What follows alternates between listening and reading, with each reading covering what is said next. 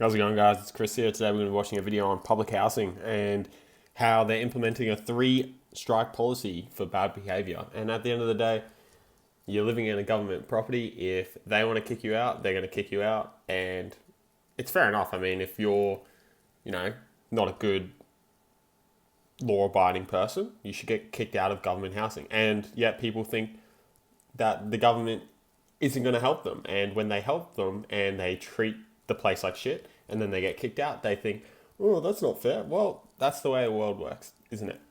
If you guys have watched a couple of my videos before, make sure to subscribe. Trying to hit 1,000 by the end of the month. There's 15 days left. That's 400 odd subscribers that I need. Might be a bit of a tight deadline, but we'll see how we go. Let's get into it.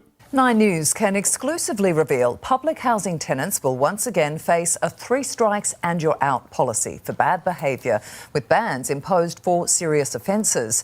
The policy was first brought in by the former Newman government, but the new rules will be even tougher, with evictions to apply to everyone in the home. Inspecting an abandoned government home that was used as an ICE drug den, Housing Minister Sam O'Connor revealing his plan to freeze out badly behaved public housing tenants and reduce the taxpayer damage bill. We need to make sure that we have consequences for that small minority of tenants who do the wrong thing. In new rules that will start from... Yeah, 100%. Like, the government's giving you a subsidised living at the cost of everyone else, because that's where people's tax dollars are going. So if you're not able to, treat the place with any sort of respect, or, you're lowering the value of other people's houses because you're being a disruption and whatever, and no one can kick you out other than the government, that's bullshit. So it's no different to having a standard rental. You should be able to get evicted and kicked out, if you're breaking the law or breaking tenant rights or whatever. Obviously, yeah, there's circumstances where maybe one person in the house is causing all the problems, but at the end of the day, I'm sure the neighbours would be a little bit happier if that ruckus got removed. And at the end of the day, that's the way the world works. If you're, not following the rules, you should get kicked out. And since all of us are paying for it, bloody oath. July 1 at the lowest level for general nuisances such as loud parties, deliberate and repeated noise from stereos, loud noise from vehicles and drunk or disorderly behaviour, tenants will face 3 strikes and you're out if breaches can be proven. So they're the sort of things that would be disruptive to a neighbourhood. For more serious offences such as aggressive or obscene language aimed at others, intimidating behaviour, deliberate damage to a property and hooning, tenants will face not only 3 strikes and eviction, but also a 12-month ban from public housing. I think a 12-month ban should be applied to any, if you've got 3 strikes and you're out, you should get a 3-month ban, a 12-month ban regardless, right? If you're, you've proven that you're not a good tenant in a public housing sector, then you shouldn't be allowed back into another one for a significant amount of time. Probably 12 months is probably a little bit too lenient, but there's people on the streets, right, that deserve these houses that, they're only on the street because they couldn't pay their rent, they didn't work enough hours, they couldn't get a job, so many reasons.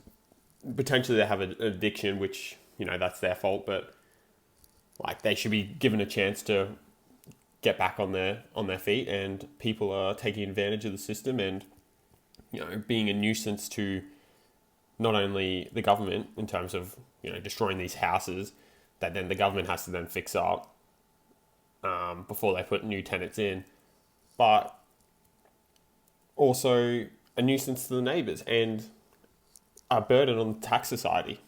It's not fair. That eviction notice or that move to evict will happen on the 3rd warning. For the most severe offences such as criminal activity like assaults and selling drugs, significant and deliberate damage to homes or threatening housing staff, evictions will be immediate with a 2-year ban imposed. We think it's only fair that we have our current tenants respect the properties that they have. What will be the most... And that's obviously pretty reasonable, right? If you're doing illegal stuff out of the house, yeah, you should be kicked straight out. And yeah, like that's fair enough, especially during a cost of living crisis and a housing shortage. These houses are pretty in high demand, right? For a lot of people, they can't afford the standard rental units of $500-600 a week. I'm not sure how cheap a housing commission is. It's probably pretty cheap, right? Comment down below if you know. I would say it's probably like 300-400, right? For maybe a 3 or 4 bedroom house. Obviously, these houses aren't flash. They probably have concrete floors or whatever. No carpet, no tiles. I don't know. I know that's what they used to be like, but I don't know what they are anymore. They're probably pretty stock standard, right? But at the end of the day, it's somewhere you could go home and sleep safe off the streets. So it's definitely worth it for people that are on the streets to get out of those situations. Controversial part of the government's new rules is when there are breaches at a property, all tenants will receive a warning and ultimately face eviction.